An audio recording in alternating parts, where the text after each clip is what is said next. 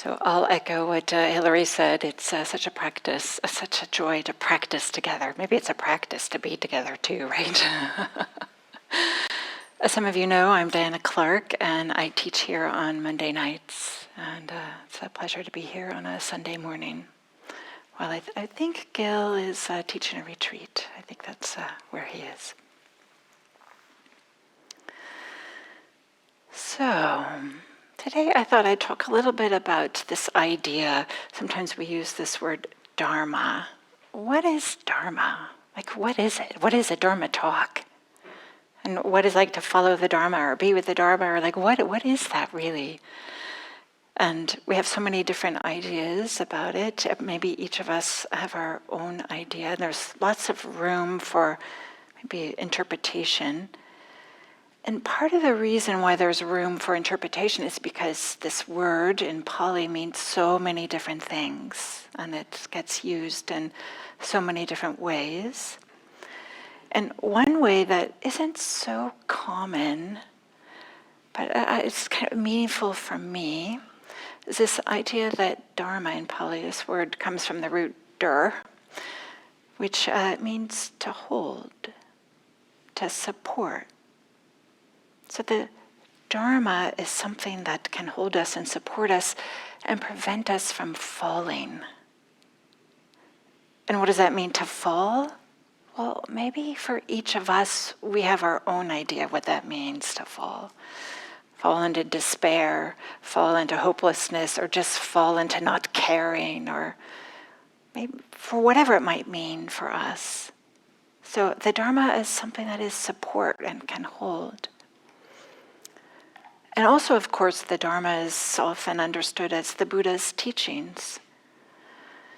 So something that he shared with everybody. So it's his life's work is to share the teachings. And people who sit in this seat, right, we kind of like are wanting to share the Dharma also. But also, there's also a meaning of the Dharma is kind of like the nature of reality. That's the way things are. And part of Dharma teachings and Dharma practice is to help us become sensitive to or tuned into this way things are, instead of the way that we often think they are, or the concepts or the ideas that we might have, or the wishes we might have, but how they actually are. You might say is the Dharma. And there's this quote from the suttas that includes this word tathagata. I like even to say this word tathagata. It's a word that how the Buddha refers to himself. It's a name that he calls himself. I won't go into exactly what it means, but tathagata. So this is the Buddha speaking about the Dharma. And he says, whether there is an arising of a tathagata or no arising of a tathagata, so whether there's a Buddha or not, that law of nature still persists. The stableness of the Dharma, the fixed course of the Dharma. A tathagata awakens to this and breaks through to it, and having done so, he explains it, teaches it, proclaims it, establishes it, discloses it, analyzes it, and elucidates it. That's why there's like 40 years of the Buddha talking, right? He has a lot of other things to do here. But this idea, this concept that the Dharma is something that's already there, and the Buddha just notices it. So it's not something like he made up, it's like part of this law of nature that he discovered and then shares. So in my mind, it's kind of like that something like gravity. Like gravity is there, but maybe it took somebody like Sir Isaac Newton to get a little bit curious or to discover, we have the story of the apple falling and Sir Isaac Newton getting curious, like, wait, why does it do that? And his understanding and his teaching. So gravity was always there. Maybe in the same way that Dharma is already there, but it takes a Buddha to first break through to it as kind of the language, and then to share it. Maybe to highlight something that we already know, that we've already noticed, and yet maybe to just bring our attention to it, or to analyze, elucidate, all these different words, to point it out in a way that we can go, oh yeah, right, yeah. And I'll say for me, the first time I heard the Dharma was entirely by accident. That I was trained as a research scientist. I spent years in a laboratory with a white lab coat, test tubes, the whole thing, right? That was what I was going to do. And I got interested in yoga, which alone seemed to me like I didn't dare tell my friends I was doing yoga. My science friends would not have thought that was okay. This was back, a few decades ago. And I was at a yoga workshop that was over a weekend. And I remember it was called, so now that just slips my mind the exact language, but it was something about, Tibetan heart yoga. And I thought, wow, Tibet, seems pretty exotic, and heart. Okay, this is going to be great. I'm going to sign up for this.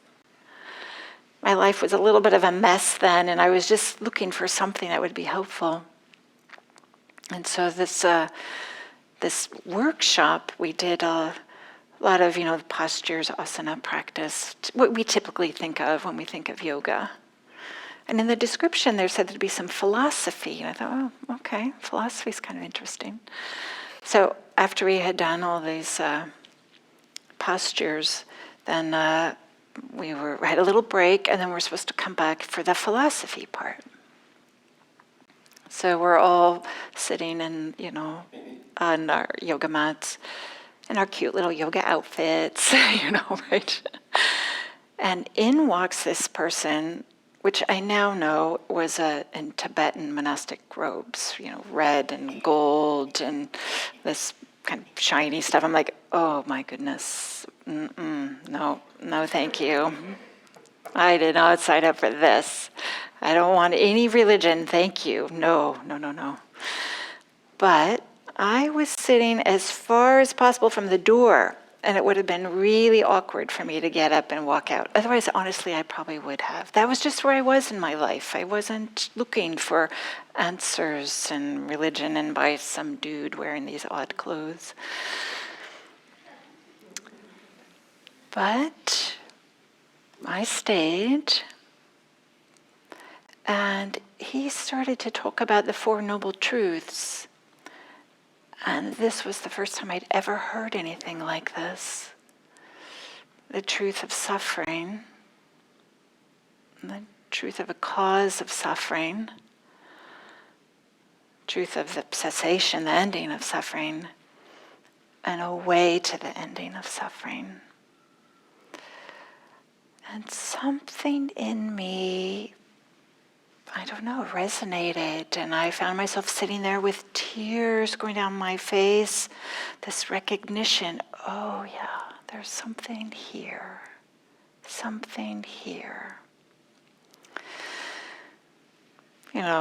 Never did I imagine that a few decades later I'd be sitting here, right, giving a Dharma talk, but that was how it started for me. So maybe this recognition, oh yeah, there's something there. Maybe some of you have had some of this similar experience. Maybe some of you haven't. And that's okay, right? We all find our own way here. But today I'd like to share a story that comes from the Pali Canon about somebody who also heard the Dharma and felt really touched by it. And does something really unprecedented, maybe, or unheard of, or radical, and everybody gets curious about it and asks, wow, why did you do that? And then he gives his reasons. So this is the story of Ratapala. And This story begins with, as most stories do, with that are in the Pali Canon, with a description of where the Buddha is. So the Buddha is in this town, Tulakotita, with a whole bunch of monastics. This is usually what happened, like the Buddha would travel around and give talks. So he arrives in this town, Tulakotita, and many people were excited or wanted to hear. His reputation was a good reputation, and so people were like, oh, okay, this Gautama is here. Let's go listen to him talk. Let's see what all the hubbub is about. And so Ratapala went to go hear the Buddha talk. So Ratapala was the son of a very wealthy and influential family in this town, Tulakotita. His family was maybe one of the most well-known and influential, and they had a relationship with the king, this kind of a family. So the son goes to hear the Buddha speak, and he was so inspired by what he heard the Buddha say. He decides, this is going to be my life calling. This is what I'm going to do. So after the end of the speaking, he goes up to the Buddha and says, I want to ordain. I want to become a monastic and devote my life to this. I was so touched by your teachings. There's something inside me that knows that this is what I want to do. And the Buddha said, well, do you have your parents' permission? And he says, no, but don't worry. I'll go back, get their permission, I'll come back. And then I'll ordain. And the Buddha says, okay. So Ratapala goes back to his family and says, I just heard this talk, and I'd like to ordain. And his parents are like, nope, no. And they gave him a number of reasons for this. And the first one is, you have been raised in comfort, brought up in comfort. You know nothing of suffering. In my mind, maybe Ratapala had told them about the Four Noble Truths and how it really spoke to him. We don't actually know what the teaching was that the Buddha gave, but we can imagine his parents saying, you can't handle it. You don't even know what suffering is. You've been sequestered in this simple life, with a family so wealthy. And then they also said to him, you can be happy pursuing sensual pleasures. Just stay here. Anything you want, we can give to you. Maybe Ratapala probably had been growing up with nothing but sensual pleasures and didn't think that was going to be the answer. So they give him a third reason and say, you are our only child, dear and beloved. When you die, we will lose you against our wishes. So how can we allow you to go forth while you're still alive? To go forth is an expression to ordain. So to ordain means that he would go and follow the Buddha or be with the Buddhas. He would leave his family. He would have like a completely different relationship with his family once he become a monastic. And they're like, you're our only son. How can you do that? No. But Ratapala, something inside of him felt like, no, this is what I want to do. This is what I want to do with my life. It's meaningful for me. His parents said no, but he really wanted to. So he just said, he went on a hunger strike. I'm not going to eat until you let me ordain. And in my mind, the parents are going like, okay, we'll just wait him out. He's so used to having fantastic food and anything he wants, he's not going to we'll see, give him a little taste of this suffering. But of course it doesn't work. And he's getting weaker and weaker. So Ratapala's parents go to Ratapala's friends and say, can you talk some sense into him? So Ratapala's friends go to talk to him and say, well, you don't need to ordain. Why just stay with your family, with this life that you have? Ratapala said, nope, this is what I want to do. This is what's meaningful for my life. This just makes sense for me. So Ratapala's friends go back to his parents and say, well, maybe you can let him ordain. And he can come back and he can still see you. It's not like you'll lose him completely, but if he continues not eating, he's going to die and you will lose him completely. And maybe he won't enjoy being a monastic. Maybe he'll ordain and discover how difficult it is, disrobe and come back and just get it out of his system. Or maybe he won't, maybe those are the two main reasons. You can see him afterwards and he might not enjoy it, so just let him ordain. So Ratapala ordains, and he follows the Buddha and he does the Buddha's teachings. And not long after he becomes awakened. So happily ever after, right? But that's not the end of the story. Because at one time the Buddha and his monastics, they come back to this town, Tulakotita. And there's a number of things that happen, but I'm going to focus on one portion of this. So the king hears that the Buddha is back in town and that Ratapala is there, is now as one of the monastics. And the king had heard this story that the son, the only son of one of the most prominent people in town, had chosen to ordain. And the king was kind of curious. Why? Why would this young man who had everything ordain? The king wants to know. So the king gets notified that Ratapala is out meditating in a park. And this was common at that time, like, under a tree or something like this in a protected area. So the king goes up to him and the king offers to Ratapala, here's a sitting mat. Would you like to sit on this? And Ratapala says, no, I'm actually comfortable. Would you like to join me? You can sit with me.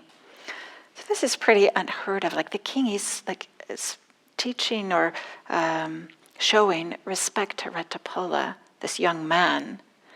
But this king had such respect for the monastics and really wanted to talk to Ratapala. So he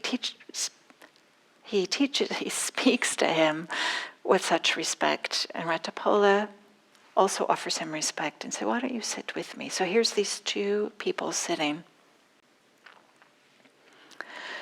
And the king says to him, to Ratapala, what did you know or see or hear that made you ordain? Just flat out asks him. And Ratapala replies, great king, the Blessed One is how monastic addresses the Buddha, how they refer to the Buddha, so the Blessed One. Great king, the Blessed One who knows and sees, the perfected one, the fully awakened Buddha, has taught 4 summaries of the Dharma. And it was after a knowing and seeing and hearing these that I went forth from the lay life to homelessness. That expression, from lay life to homelessness, means to ordain. So Ratapala is saying he heard 4 summaries of the Dharma. And that's what touched him so much and inspired him to go forth, to forsake his family, abandon everything, and go ordain. So you can naturally imagine what the king asks. Well, what are these 4 summaries of the Dharma? And Ratapala was a really skilled teacher. And so he spoke to the king in a way that the king could understand, in the way that the king could relate to. So he doesn't give the king a lecture. He speaks to the king in ways that the king could understand, like using examples that are relevant to the king's life. And he asks questions to the king, so it's more like a dialogue that they're having rather than, here, let me preach to you or something like that.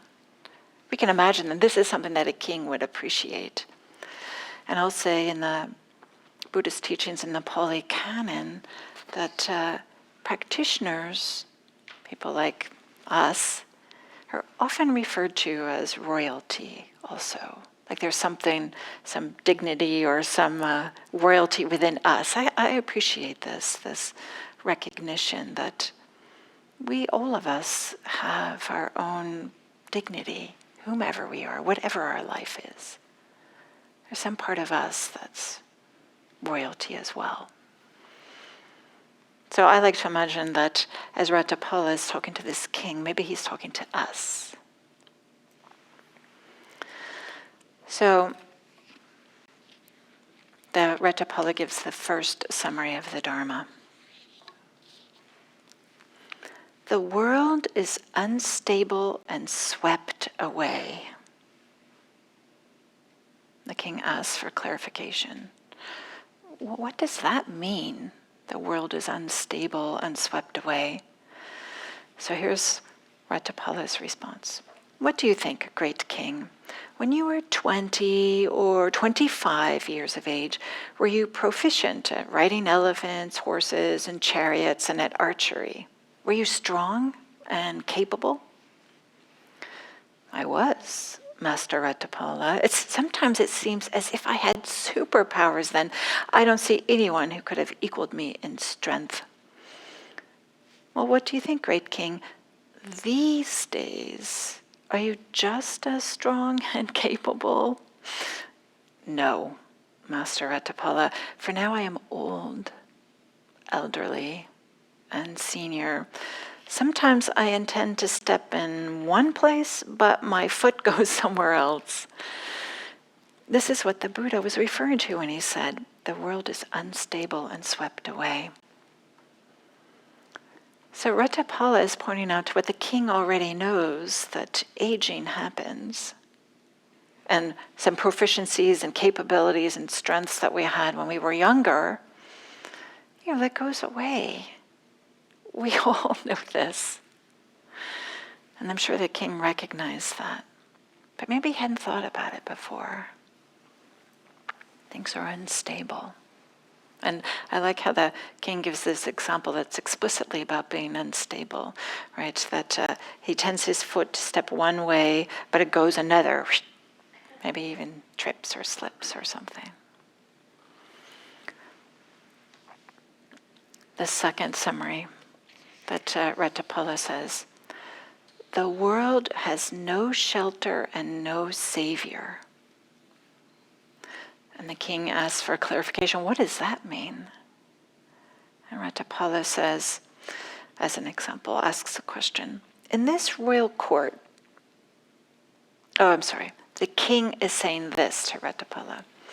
In this royal court, you can find divisions of elephants, cavalry, chariots, and infantry. So that for them was their military, their entire military. And they will serve to defend us from any threats. Yet you said there is no shelter and no savior. How should I understand the meaning of this? And Ratapala responds, what do you think? Great king, do you have any chronic ailments? Yes.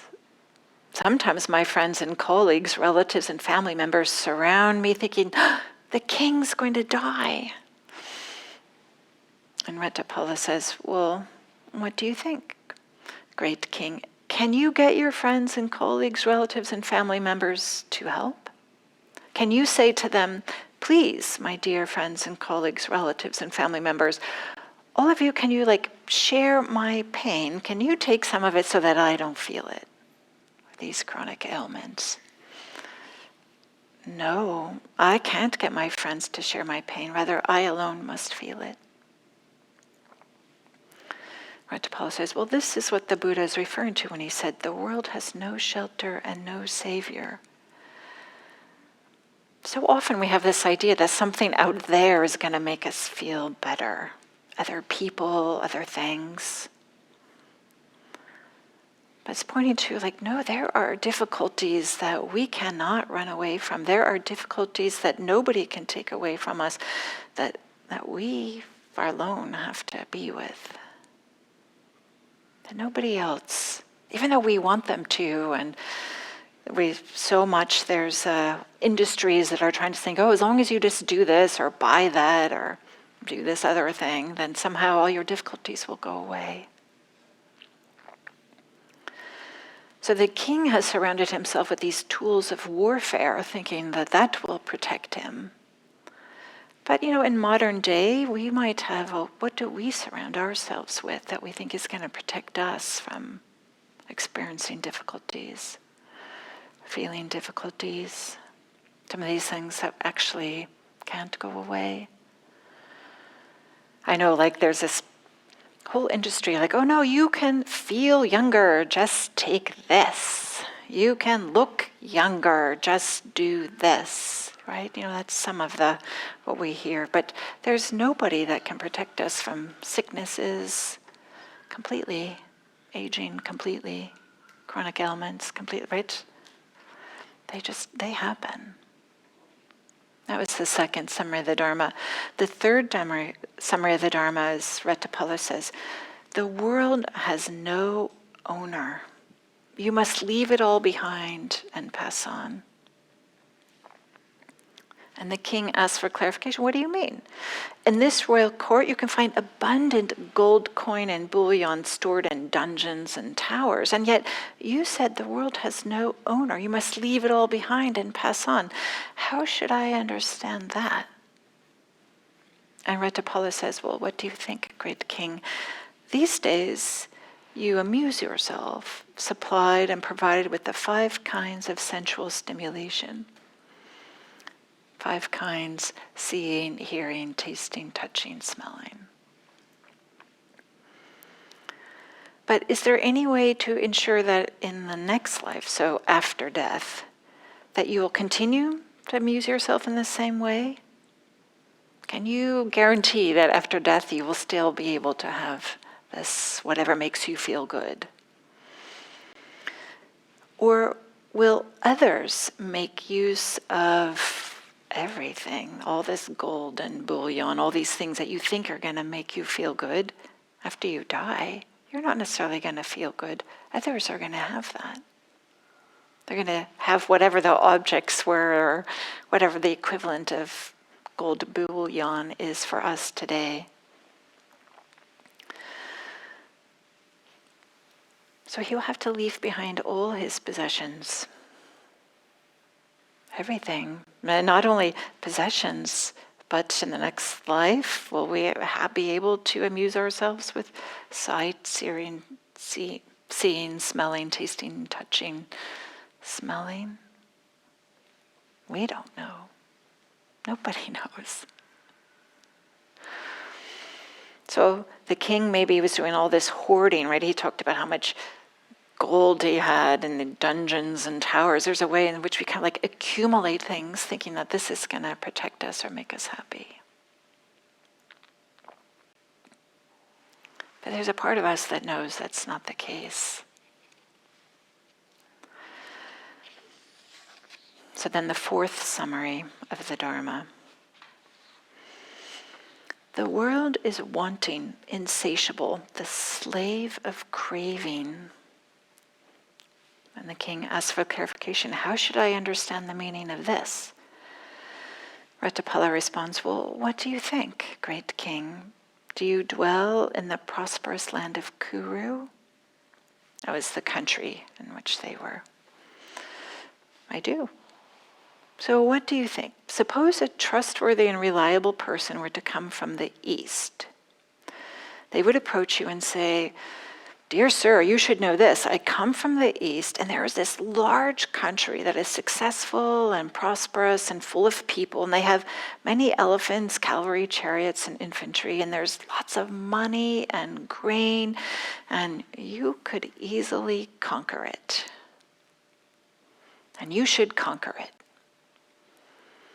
And then Retapala asks, what would you do if somebody said that to you? And the king replies, I would go and conquer it.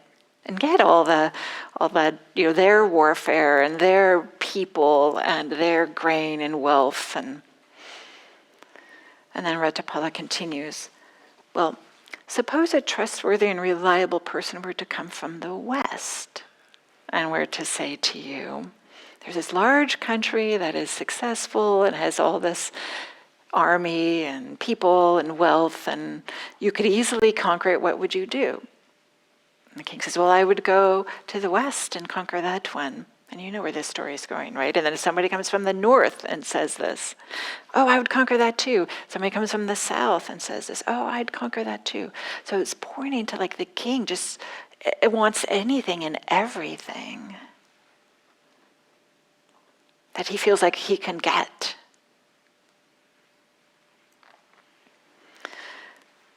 And then Ratapala says, well, this is what the Buddha was referring to when he said the world is insatiable, the slave of craving. Insatiable. And it was after knowing and seeing and hearing this that I went forth from the lay life to homelessness. It was after understanding these 4 things that I ordained. And the king says, wow, it's incredible, Master Ratapala. It's amazing how well said this was by the Buddha. For indeed, the world is wanting, insatiable, the slave of craving. And then the king simply got up and left. He didn't show the respect to Ratapala, he didn't show his appreciation, but in my mind, we can see that he's a little bit troubled and like, oh, this is not what I expected. And just goes off to think about this. And other versions of this story that are preserved in the Agamas, if that means anything to anybody, that the king pays a lot of respect to Ratapala and recognizes, oh, maybe the king himself had recognized that there was some truth to what was being said. So Ratapala, he's pointing out that none of the things that the king believes are going to be sources of lasting happiness actually aren't sources of lasting happiness. And I would say for us, there's a way in which we know this, that we recognize this. These things that we keep on chasing and thinking they're going to keep us safe, keep us happy. Youth, beauty, wealth, objects, experiences, they aren't a protection from what life brings. They certainly enhance life, and by no means should we deny ourselves and say they're awful and never pursue them, but it's a trap if we think that that's what's going to make us happy, if that's what's going to make our life worthwhile, if that's what's going to bring meaning to our lives. And maybe that's something when we hear there is suffering, there is a cause for suffering, there can be an ending of suffering, and there's a path to the ending of suffering. Maybe that's what's being pointed to. These 4 summaries of the Dharma. Maybe the changing nature of the world, the absence of any real shelter from what life brings us, the fact that all has to be left behind at death, and then this insatiability of craving is one way we might understand the Dharma, what's being pointed to with the Dharma. So thank you for your practice and for your attention.